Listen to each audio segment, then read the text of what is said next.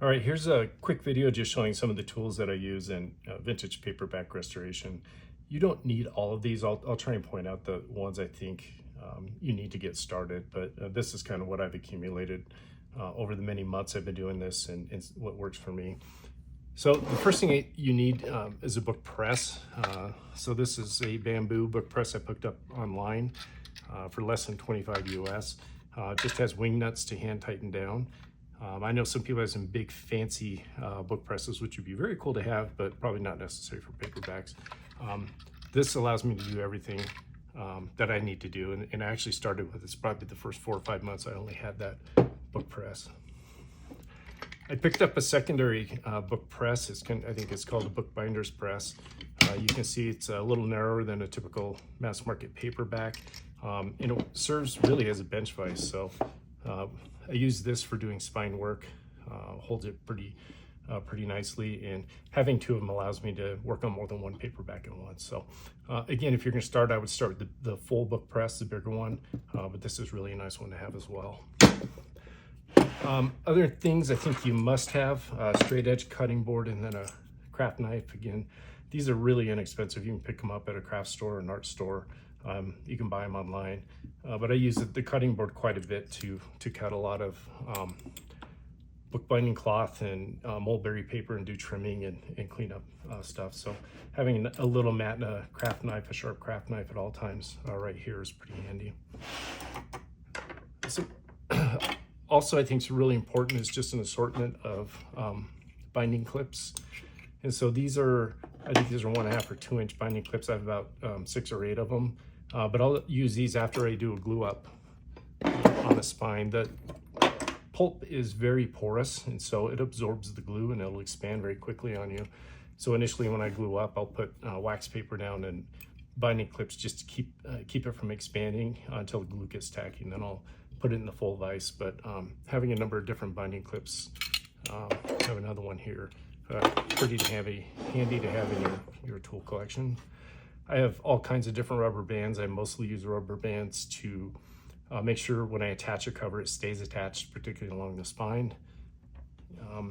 Paintbrushes are important, and I have a handful. These are not expensive, but I think you'll want a stiffer bristle brush. These are pretty stiff bristles, so when you're actually getting the glue down, initially putting your text block back together, a good stiff bristle brush will help get the glue in between the pages a little bit and help them stick better. I have a couple of bookbinding tools here. So this is a scorer, and I use this to clean glue off pages. So after I take a text block apart, I will go through each individual page, make any repairs, and then make sure all the glue's off. I use that. And then a bone folder too, pretty handy. Use these.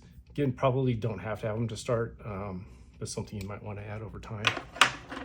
This is a bamboo knife I picked up at a craft store. Pretty handy for little things I'll use, like getting dog ears off. It's nice just to very gently get dog ears turned back over to get those repaired. And then I'll use this also to clean glue off of pages before I glue them back up. So again, probably a lot of things you may already have in your house. Don't necessarily go out and need to seek it, but you'll find tools that work for you. This is a little painter's trowel, I think is what it is. I picked it up at an art store. And I use this, I'll use a glue stick, just get a little bit of glue off and be able to repair wrappers. So sometimes you get a little bit of tears or peelbacks on the covers of paperback. It's nice to get a little glue on. You can get up underneath the cover and really spread the glue out and paste those back down. A plastic eraser, I think this is probably a must-have. This is a polymer eraser. I use this for a lot of things, from cleaning the pages, any writing on pages, to it's pretty versatile. You can actually get a lot of glues from stickers on the outside of books off just using a plastic eraser. So that's pretty handy to have.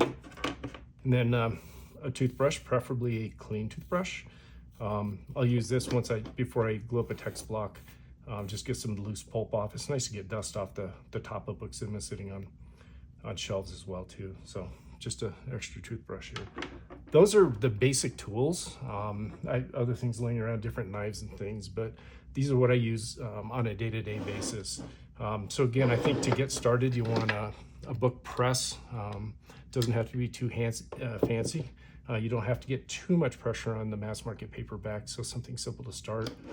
The smaller one's nice to have, not mandatory, but a cutting board and a straight edge and a craft knife, and then your paintbrushes and binder clips. I think that's basically what you need to get started.